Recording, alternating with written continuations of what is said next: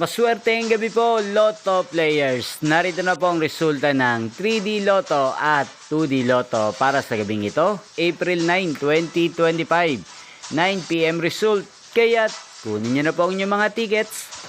Narito na po ang resulta. Para po sa 3D Lotto 9 PM result, April 9, 2025, ang mga numerong nanalo, 9, 5 at 7 in exact order. At para naman po sa 2D Lotto 9 PM result, April 9, 2025, ang mga numerong nanalo, 20 at 9 in exact order.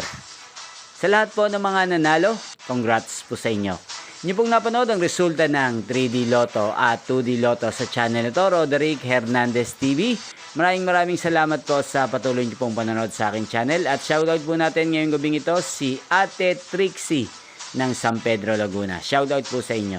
Magkita-kita pong muli tayo bukas ng alas 2 ng hapon dito po sa channel na to. Thank you for watching.